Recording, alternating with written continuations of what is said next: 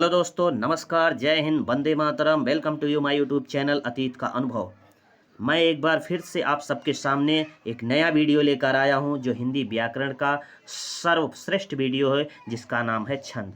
तो आज हम इसमें बताएंगे छंद की परिभाषा, छंद किसे कहते हैं, छंद के कितने प्रकार होते हैं। इस वीडियो को ध्यानपूर्वक आप सब देखिए और ध्यानपूर्वक सुनिए। छंद कई परीक्षाओं के लिए बहुत महत्वपूर्ण होता है, जैसे कि high school, intermediate, UP BEd, UP TET और यूपी पुलिस तथा आदि एग्जाम के लिए बहुत ही उपयोगी होता है। तो आइए देखते हैं छंद किसे कहते हैं और छंद के कितने प्रकार होते हैं। तो जो छंद होता है, ये छद धातु से लिया गया है। छंद छद धातु से लिया गया है और छद धातु का अर्थ होता है खुश करना। और छद धातु का अर्थ होता है खुश करना।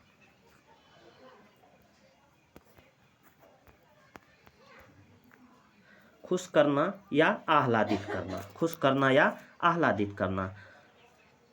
तो नीचे परिभाषा है, निश्चित चरण, वर्ण, मात्रा, गति, यति, तुक और गण आदि के द्वारा नियोजित पद्य रचना को छंद कहते हैं। एक बार फिर से देखिए, निश्चित चरण, वर्ण, मात्रा, गति, यति, तुक और गण आदि के द्वारा नियोजित पद्य रचना को छंद कहते हैं। तो आइए देखते हैं इसके कितने प्रकार होते हैं। छंद के प्रकार, छंद के कुल 3 प्रकार होते हैं, मात्रिक छंद, वर्णिक छंद और मुक्तक छंद।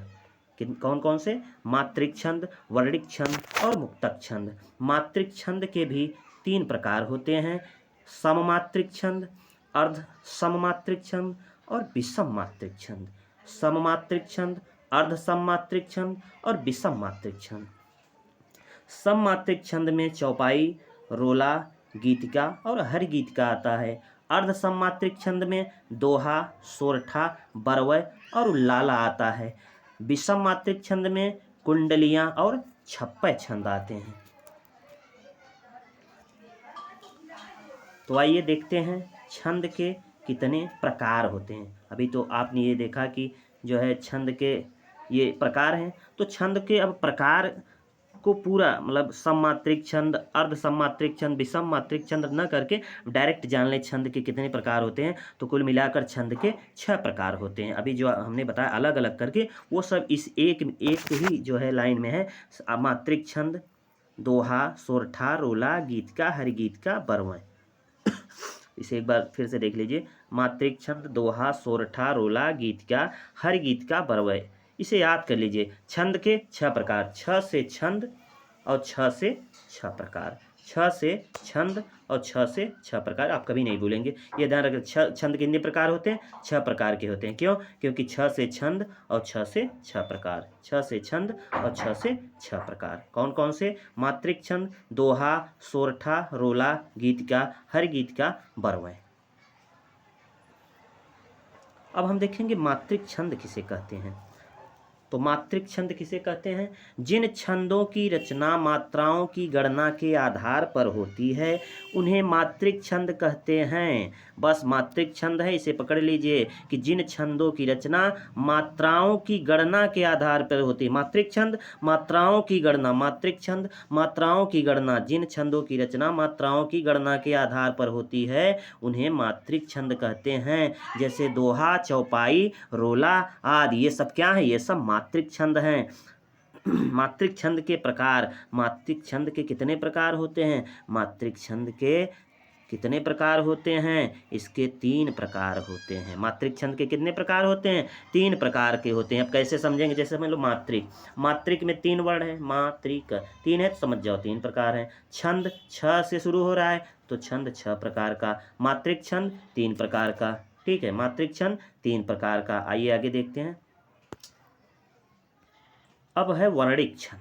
दूसरा मात्रिक छंद में क्या है? पहला है वर्णिक छंद। मात्रिक छंद में 3 प्रकार होते हैं। 3 प्रकारों में पहला है वर्णिक छंद। जिन छंदों की रचना वर्णों की गणना के आधार पर होती है उसे वर्णिक छंद कहते हैं। उदाहरण, दुर्मिल सवैया। ये जो दुर्मिल सवैया होता है ये जो है वर्णिक छंद है। अब दूसरा हम देखते हैं तो इसमें है वर्णिक वृत्ति। वर्णिक वृत्ति, इसमें वर्णों की गणना होती है। इसमें 4 समान चरण होते हैं और प्रत्येक चरण में आने वाले लघु गुरु का क्रम सुनिश्चित होता है। उदाहरण मत्तग यंद सवैया, ये जो होता है ये वर्णिक वृत्त होता है। ये मत्तग यंद सवैया क्या होता है? वर्णिक वृत्त होता है। और तीसरा है मुक्त छंद। तीसरा क्या है? मुक्त छंद। और ये जो मुक्त छंद है ये चरणों की अनियमित, असमान, स्वच्छंद गति और भाव के अनुकूल यत विधान ही मुक्त छंद की विशेषता है। इसे रबर या केचुआ छंद भी कहते हैं। अब आप ध्यान देंगे कि ये मुक्त है, पूरी तरह से छूटा है, ये टेढ़ा मेढ़ा जाएगा, इससे कोई मतलब नहीं है। इसे जो है असमान स्वच्छंद है, इसे जो है कोई मात्रा वत्रा का बोध नहीं करना है, तो ये टेढ़ा मेढ़ा जाएगा, तो इसे क्या है? केचुआ की तरह जाएगा। तो किसको जो है मुक्त छंद को क्या कहेंगे? मुक्त छंद को रबर या केचुआ छंद भी कहा जाता है। तो पहले मैंने देखा मात्रिक छंद। मात्रिक छंद के मैंने 3 प्रकार देखा। 3 प्रकार कौन कौन से थे? वर्णिक छंद, वर्णिक छंद, वर्णिक वृत्त और मुक्त छंद। तो आइए अब हम देखते हैं दूसरा मात्रिक छंद। अब दूसरा देखते हैं दोहा। ठीक है, तो दोहा देखते हैं। तो दोहा किसे कहते हैं? दोहा क्या है? ये अर्धमात्रिक छंद है, ये अर्ध सममात्रिक छंद है। ये क्या है? अर्ध सममात्रिक छंद है। यह सोरठा का विपरीत होता है। यह सोरठा का क्या होता है? विपरीत। विपरीत मतलब उल्टा होता है। इसमें 4 चरण होते हैं। इसके विषम चरणों पहले और तीसरे, पहला और तीसरा में 13-13 मात्राएं होती हैं। कितनी मात्राएं? 13-13 मात्राएं। सम चरण और दूसरे और चौथे चरण में 11-11 मात्राएं होती हैं। सम चरणों के अंत में लघु पढ़ना आवश्यक है एवं तुक भी मिलना चाहिए। सम जो चरण होते हैं उसके अंत में हमेशा लघु, जो लघु होता है वो एक पाई से जो है इंगित किया जाता है। अभी आगे हम बताएंगे जो, ठीक है। तो ये दोहा क्या है? दोहा जो है अर्ध सममात्रिक छंद है। ये ध्यान देना, दोहा जो है अर्ध सममात्रिक छंद है। यह सोरठा का उल्टा होता है। यह सोरठा का उल्टा होता है। इसके पहले और तीसरे चरण में 13-13 मात्राएं और दूसरे और चौथे चरण में 11-11 मात्राएं होती हैं। ठीक है, जैसे उदाहरण देख लो, उदाहरण देख लो। कारज धीरे होत हैं, काहे होत अधीर, समय पाय तरुवर फरे, केतक सिंचो नीर। ये क्या है? ये है दोहा। आप लोगों ने दोहा काफ़ी सारा पढ़ा होगा, तो आप सब समझ सकते हैं कि दोहा कैसा होता है। आइए आगे देखते हैं। आगे है सोरठा, जो छंद का तीसरा प्रकार है, ये है सोरठा। सोरठा में क्या होता है? जो सोरठा ये भी अर्ध सममात्रिक छंद है। ये भी क्या है? अर्ध सममात्रिक छंद है। यह दोहे का विपरीत होता है। अभी आपने देखा कि दोहा सोरठा का विपरीत होता है और सोरठा दोहे का विपरीत होता है। इसमें विषम चरणों पहले और तीसरे में 11-11 मात्राएं तथा सम चरणों दूसरे और चौथे में 13-13 मात्राएं होती हैं। विषम चरणों के अंत में तुक मिलना चाहिए। विषम और सम चरणों के अंत में क्या मिलना चाहिए? तुक मिलना चाहिए। तो आपने जो है देखा इसमें कि जो ये सोरठा होता है, ये सोरठा अर्ध सममात्रिक छंद होता है और ये जो क्या होता है? दोहे के हमेशा विपरीत होता है। और इसके जो है विषम चरणों और पहले चरण में 11-11 मात्राएं होती हैं। कितनी मात्राएं होती हैं? 11-11 मात्राएं होती हैं और दूसरे और चौथे चरण में 13-13। आप दोहा में देखेंगे, दोहा में पहले और तीसरे में 13-13 मात्राएं और दूसरे चौथे में 11-11। सोरठा ठीक इसका उल्टा, पहले और तीसरे में 11-11 और दूसरे और चौथे में 13-13 मात्राएं होती हैं। जैसे कहे जुपावे कौन, विधा धन उद्यम बिना, ज्यों पंख की पौन, बिना डुलाए न मिले। ये क्या है? ये है छंद। आगे हम देखते हैं चौथा जो प्रकार है उसे कहते हैं रोला। यह एक मात्रिक छंद है। आपने अभी देखा दोहा और सोरठा क्या था? ये जो दोहा और सोरठा क्या था? ये अर्ध सममात्रिक छंद था। क्या था? अर्ध सममात्रिक छंद। और ये जो रोला है ये क्या है? ये एक मात्रिक छंद है। ये एक मात्रिक छंद है। इसमें जो है, इसमें 4 चरण होते हैं। कितने चरण होते हैं? 4 चरण होते हैं और प्रत्येक चरण में 11 और 13 के क्रम में 24 मात्राएं होती हैं। 11 और 13 के क्रम में 24 मात्राएं होती हैं। और 4 चरण देख लीजिए अब रोला का। नीलांबर परिधान, हरित पट्ट पर सुंदर है, सूर्य चंद्र युग मुकुट मेखला रत्नाकर है। नीलांबर परिधान हरित पट पर सुंदर है, सूर्य चंद्र युग मुकुट मेखला रत्नाकर है। ये रोला है। ये क्या है? रोला है। तो एक बार रोला को फिर से समझ लीजिए। यह एक मात्रिक छंद है। इसमें 4 चरण होते हैं। इसके प्रत्येक चरण में 11 और 13 के क्रम में 24 मात्राएं होती हैं। अर्थात इसमें 11 मात्रा होगा, इसमें 13 होगा, इसमें 11 होगा और इसमें 13 होगा। तो आइए अगला देखते हैं। अगला है गीतिका। रोला के बाद कौन सा है? गीतिका। ये जो है 5वां है। ये क्या है? 5वां छंद का 5वां प्रकार है। यह एक मात्रिक छंद है। यह एक मात्रिक छंद है और इसके 4 चरण होते हैं। कितने चरण होते हैं? 4 चरण होते हैं। इसके 4 चरण होते हैं और प्रत्येक चरण में 14 एवं 12 की यति से 26 मात्राएं होती हैं। प्रत्येक चरण में 26 मात्राएं होती हैं। अंत में क्रमशः लघु गुरु होता है। लघु और गुरु होता है। इसके उदाहरण देखते हैं। तो उदाहरण क्या है इसके?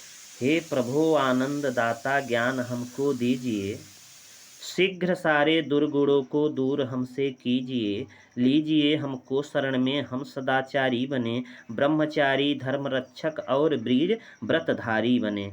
हे प्रभु आनंद दाता ज्ञान हमको दीजिए, शीघ्र सारे दुर्गुणों को दूर हमसे कीजिए, लीजिए हमको शरण में हम सदाचारी बने, ब्रह्मचारी धर्म रक्षक वीर व्रतधारी बने। ये कौन सा छंद है? ये है गीतिका। ये गीत की तरह गाया जा रहा है ना, ये गीत का हुआ। इसमें कुल मिलाकर 26 मात्राएं होती हैं।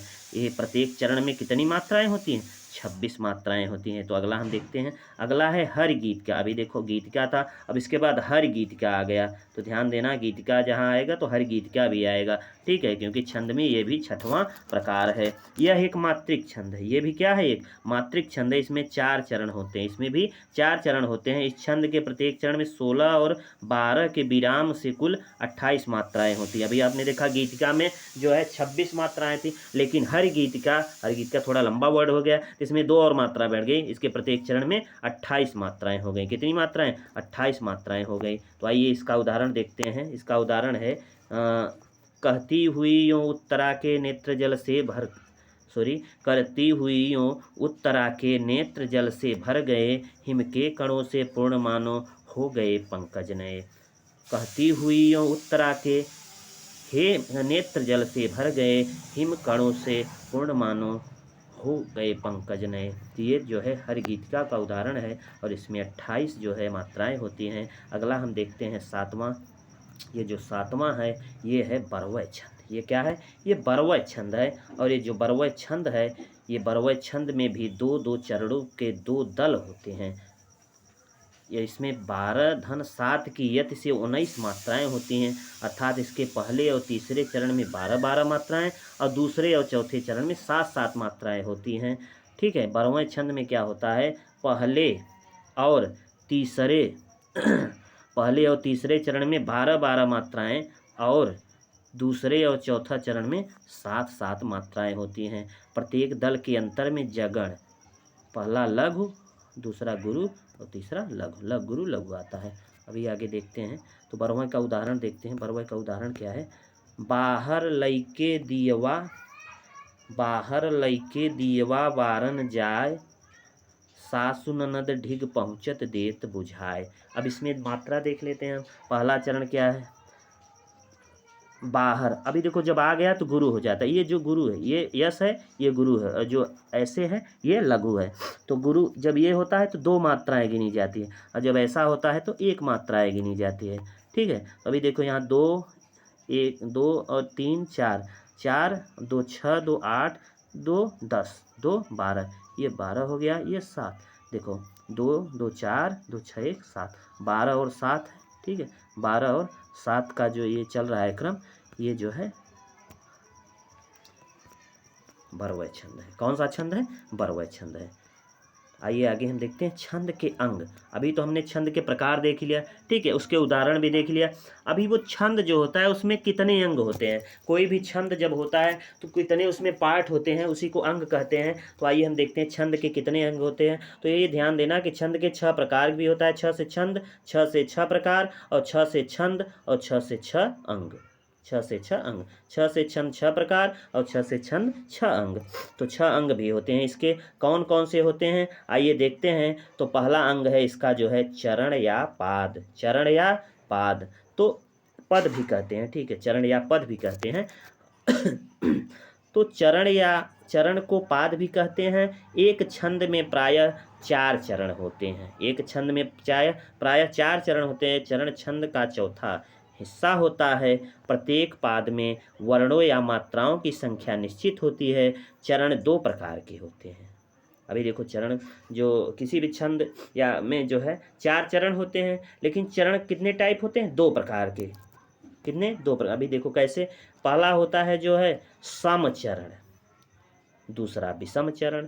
तो समचरण कैसा होता है? दूसरे और चौथे चरण को समचरण कहते हैं, और विषम चरण पहले और तीसरे चरण को विषम चरण का। सीधी सी बात है भाई, 1 और 3 ये विषम संख्याएं हैं, ये विषम है तो विषम चरण, और 2 और 4 ये सम संख्याएं हैं, तो ये क्या हो गया?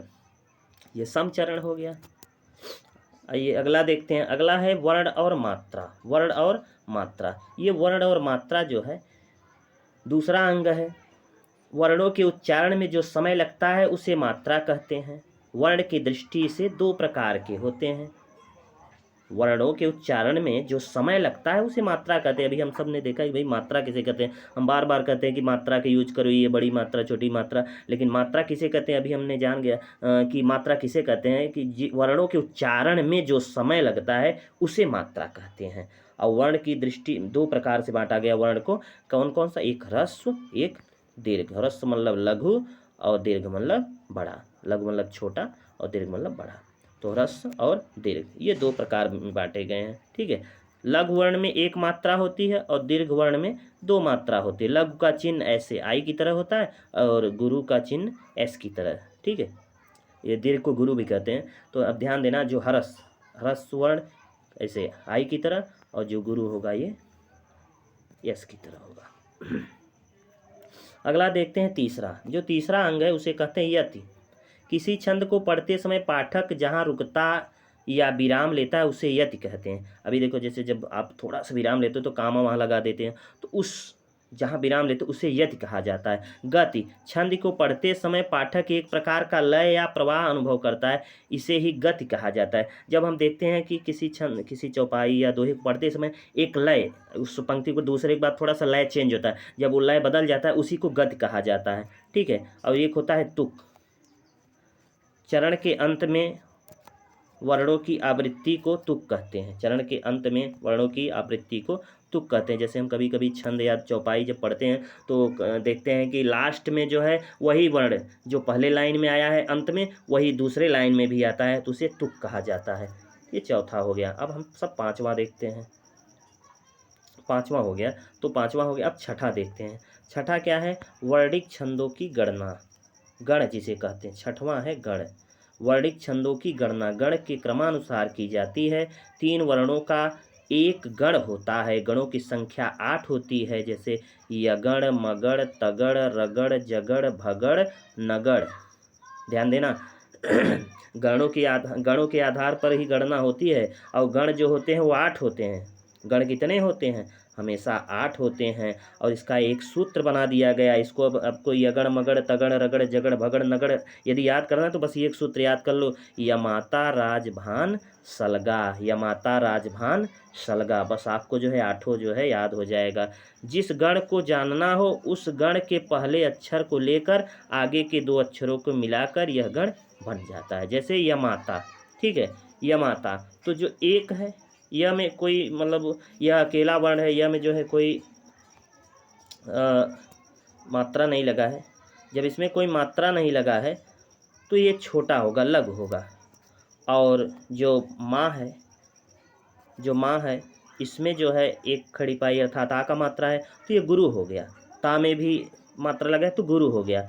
छोटा है तो लघु, बड़ा है तो गुरु। तो इसमें देखिए जो एक पाई लग गया ये लघु हो गया, और जो ये लग गया यस बन गया ये गुरु हो गया। अर्थात इसकी 2 मात्राएं गिनी जाएंगी, और इसकी एक, अगर यस बना है तो 2 मात्रा, और एक फड़ी पाई बना है तो एक मात्रा, अर्थात अगर बड़ी मात्रा है तो 2 मात्रा गिनो, छोटी मात्रा है तो एक मात्रा। यह में कोई पाई नहीं, एक गिनेंगे, इसमें जो है 2 गिनेंगे और इसमें भी 2 गिनेंगे। अगर इन्हें जोड़ देंगे तो कितना हो जाएगा, 2 2 4 1 5 मात्राएं हो जाएंगी। ठीक है, इसी प्रकार जो है गणों की जो है गणना की जाती है। तो आपने देखा कि हमने जो है छंदों के प्रकार बताए, उसके उदाहरण बताए और छंदों के 6 अंग बताए। छंदों के 6 प्रकार, छंदों के 6 अंग और छंदों के जो है 6 प्रकार से पहले अगर देखेंगे तो मैंने 3 प्रकार और बताया था। तो आप सब 6 से छंद, 6 प्रकार, 6 से छंद, 6 अंग होते हैं। एक बार अगर नहीं समझ में आया तो वीडियो को पुनः देख लीजिए, क्योंकि यह बहुत ही आवश्यक वीडियो है। अगर वीडियो अच्छा लगा हो तो लाइक करिए, शेयर करिए और सब्सक्राइब करिए। हमारा वीडियो देखने के लिए धन्यवाद।